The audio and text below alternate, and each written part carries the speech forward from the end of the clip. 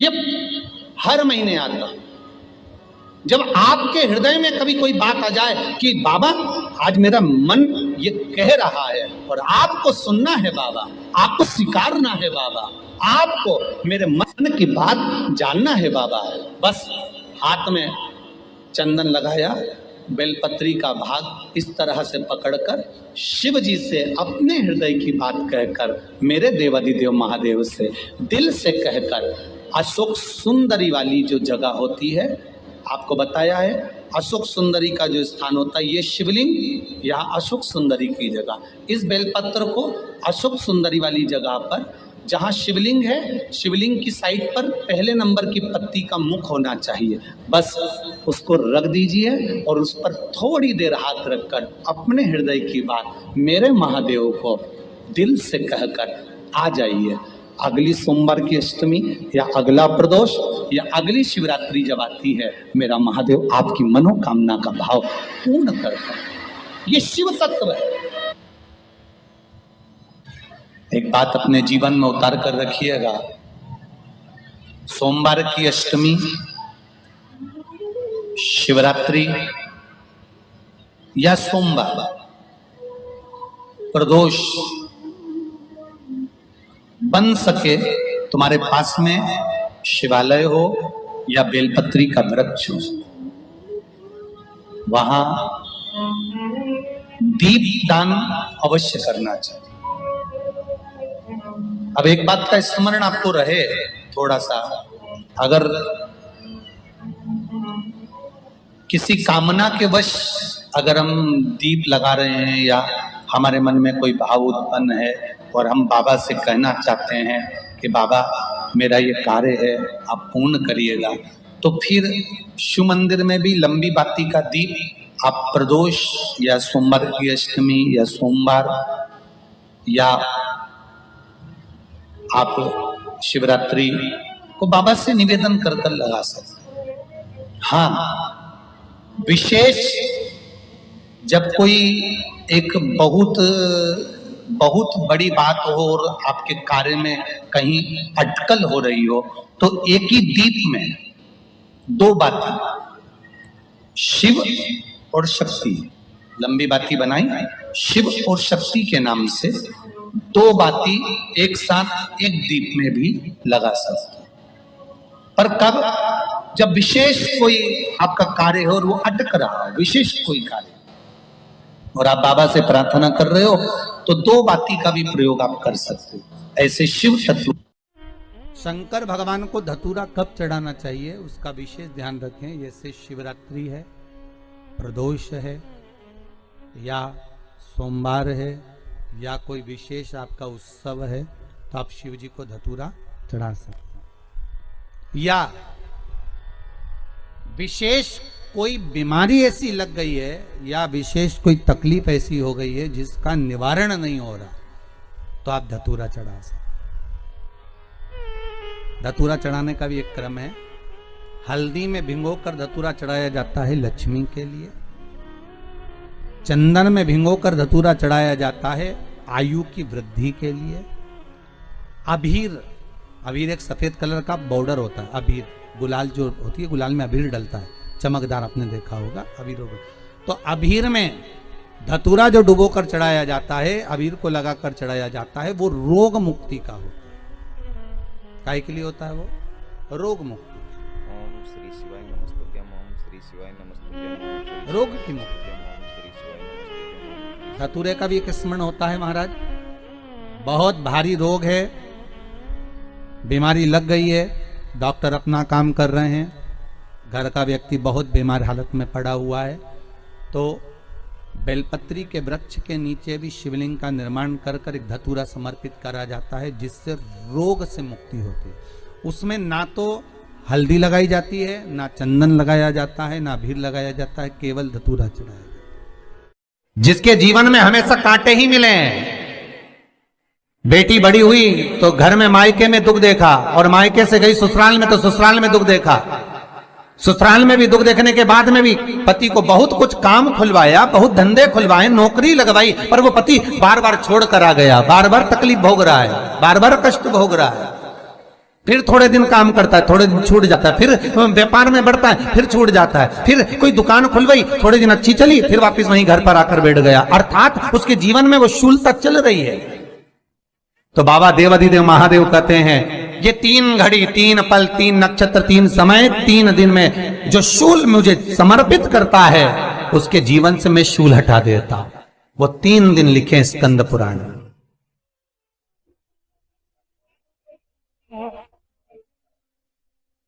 महाराज बैसाख महीने में जो प्रदोष आती है, बैसाख के महीने में बहुत ध्यान से सुनना भाई, जो अपनी जिंदगी से बहुत तंग आ गए हो, परेशान हो गए हो, कष्टमय जीवन जी रहे हो, बहुत दुखी हो गए हो, उनके लिए ये स्कंद पुराण का चरित्र फिर मिले ना मिले आप प्रेम से सुन लो भाव से। पहला बैसाख महीने की प्रदोष, चाहे वो शनिचरी प्रदोष हो, चाहे रविवार की हो, सोमवार की हो, मंगल की हो, बुधवार की हो, गुरुवार की हो, शुक्रवार की हो, शनिवार की हो, कोई भी वार की हो, पर बैसाख महीने की प्रदोष, प्रदोष काल में शाम का समय सूर्य डूब रहा हो, बस डूबा ही हो, और उस समय पर सूर्य के डूबन के तुरंत बाद बाबा को धतूरे के साथ में बेलपत्री ना चढ़ाते हुए बेलपत्री के वृक्ष के 7 कांटे बाबा के शिवलिंग पर समर्पित करे जाते हैं महाराज, अपनी जिंदगी में अड़चनों को हटाने के लिए। फिर आप जिस व्यापार में उतरे, जिस व्यवसाय में उतरे, जिस नौकरी में उतरे, आप दिल से करें, आपको तरक्की मिलेगी। आप हार नहीं सकते, नीचे नहीं आ सकते, उन्नति पर ही चढ़ेंगे। एक वैशाख मास की प्रदोष, दूसरा शिवरात्रि के दिन मध्याह्न का समय। महाराज जो बड़ी शिवरात्रि होती है माघ की, बड़ी शिवरात्रि के अंतर्गत मध्याह्न का समय, दोपहर के ठीक 12 बजे, चाहे फिर वो कोई भी दिन हो महाराज, शिवरात्रि जिस दिन पड़ रही हो,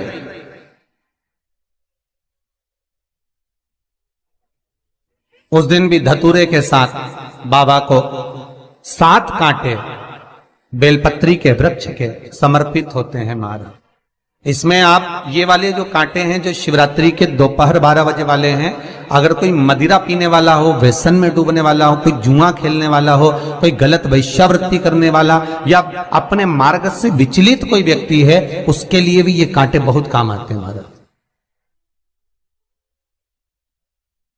दूसरा, पार्वती तेरे द्वारा तेरे नयन अश्रु से जो प्रगटा हुआ बेल का वृक्ष है, द्वितीय शूल मैं वहां धारण करता, तृतीय शूल, तीसरा शूल जो वर्णन करा गया महाराज, भगवान श्रावण के महीने में जो भी दूसरा सोमवार पड़े, जो भी पड़े, श्रावण के महीने का जो दूसरा सोमवार होता है, उस दूसरे सोमवार में रात्रि के समय पर, अर्थात शास्त्र अब घड़ी और पल का स्मरण करेंगे तो रात्रि के बजेंगे 10 से 12 बजे महाराज, 10 से 12 के बीच में धतूरे के साथ बाबा को शूल समर्पित होता है महाराज।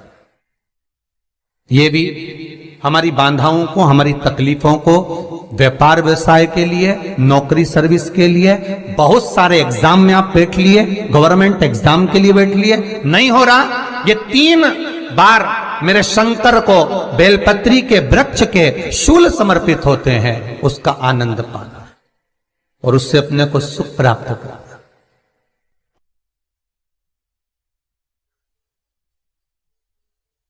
कि बाबा भोलेनाथ जी के नयन अश्रु से जो प्रकट हुआ वो रुद्राक्ष का पौधा है, माता पार्वती के नयन अश्रु से जो प्रकट हुआ वो बेलपत्री का पौधा है, और उमा और महेश, जिस महेश के वंशज हैं महेश्वरी, जिनकी 12 खाम प्रगटी है भगवान महेश के द्वारा,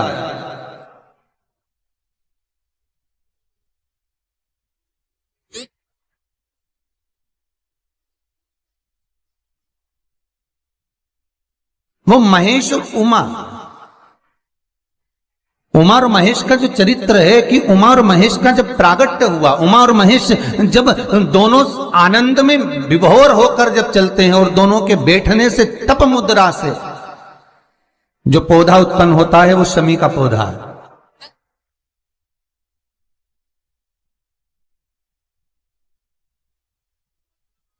शमी का पौधा। तो एक बात ध्यान रखिए, शिव जी के द्वारा जो निर्मित हुआ उसमें कोई शूल नहीं है, उसमें कोई कांटे नहीं है। पार्वती के द्वारा जो निर्मित हुआ बेलपत्री का पौधा, उसमें कांटे हैं। और पार्वती के मिलन से भी जो उत्पन्न हुआ है शंकर के साथ में, उसमें भी कांटे हैं। शमी के पौधे में भी कांटे हैं, शमी के वृक्ष में भी कांटे हैं।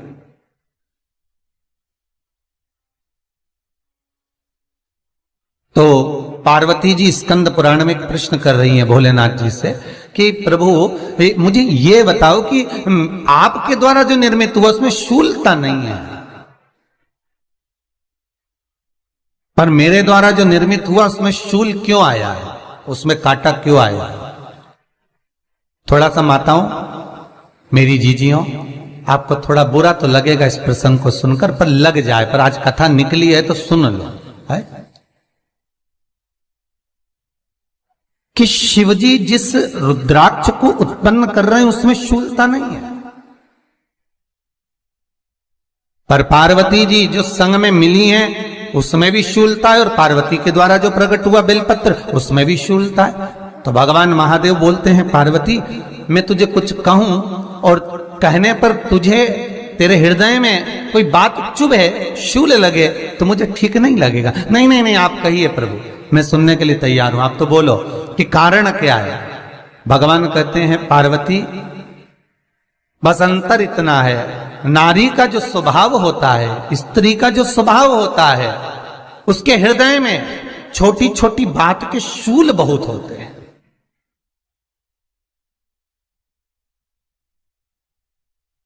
जेठानी ने यह कह दिया, देवरानी ने यह कह दिया, तुम्हारी मम्मी ये बोल दी, तुम्हारे पापा ने ये कह दिया, तुम्हारी बहनों ने ये कह दिया, तुम्हारे भाई ने ये कह दिया, तुम्हारे रिश्तेदार ने ये बोल दिया। ये नारी के भीतर ये शूलता रहती है। तो पार्वती जी बोली कि जितना तप आपने करा उतना तप मैंने करा, और जितनी साधना आपने करी उतनी साधना मैंने करी, और जितना आराधना दिल से आपने करी उतनी आराधना दिल से मैंने करी, फिर इसमें शूलता कहां से आ गई? भगवान शिव बोले, बस पार्वती बात इतनी सी है कि जब मैं आराधना करने बैठता हूं तो मेरी दृष्टि में सम्मुख में कुछ नहीं होता। जब मैं आराधना करने बैठता हूं तो मेरी दृष्टि में, मेरे सम्मुख में कुछ नहीं होता कि कौन ने क्या करा है, कौन ने क्या बोला है, कौन क्या कर रहा है, उससे मुझे मतलब नहीं होता, उससे मुझे कोई मतलब नहीं। पर पार्वती जब तू आराधना करने भी बैठती है ना, तो तेरी चित्त वृत्ति में कहीं ना कहीं किसी ना किसी रूप में कोई शूल आ ही जाता है।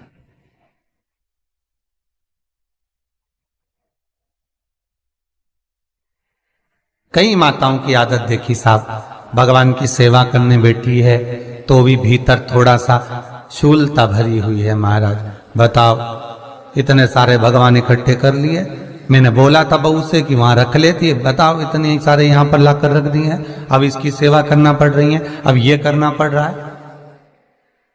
प्रसाद लेने के लिए रसोई घर में गई, भगवान का भोग लगाने के लिए, तो उसमें भी शूलता आ गई। इतने घंटों से मैं सामान ढूंढ रही, फ्रिज में मिल ही नहीं रहा, मैंने रख के गई थी, भगवान जाने कहां चले गए। भगवानों को वस्त्र पहना रही है तो शूलता है। अलमारी का ड्रॉज खोला, इसमें मैंने सामान रखा था, ना जाने भगवान का श्रृंगार कहां चले गया, कौन ने हाथ लगाया, फिर शूलता आ गई। भोजन करने बैठे तो शूलता है, कोई कार्य के लिए जा रहे हो तो शूलता है।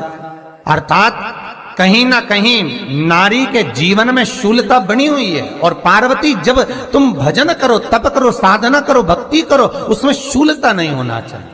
श्री शिवाय नमस्तुभ्यम, ओम श्री शिवाय नमस्तुभ्यम, ओम श्री शिवाय नमस्तुभ्यम, ओम श्री शिवाय नमस्तुभ्यम, ओम श्री शिवाय नमस्तुभ्यम, ओम श्री शिवाय। पार्वती जी ने कहा, भोलेनाथ तो क्या आप मुझे स्वीकार नहीं करेंगे बेलपत्री के रूप में? क्या मुझे स्वीकार नहीं करेंगे शमी पत्र के रूप में?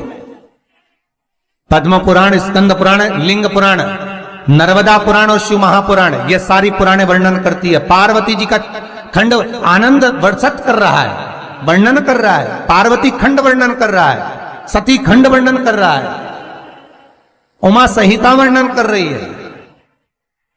क्या आप मेरा ये बेलपत्र का स्वरूप आप धारण नहीं करेंगे? इसमें शूलता इसलिए भगवान कहते हैं नहीं नहीं, धारण तो करूंगा। वो केवल शिवरात्रि के दिन करने का होता है। शिवरात्रि का प्रसंग कहता है अपने मन की अभिलाषा रखकर तुम्हें जो चाहिए प्रकार।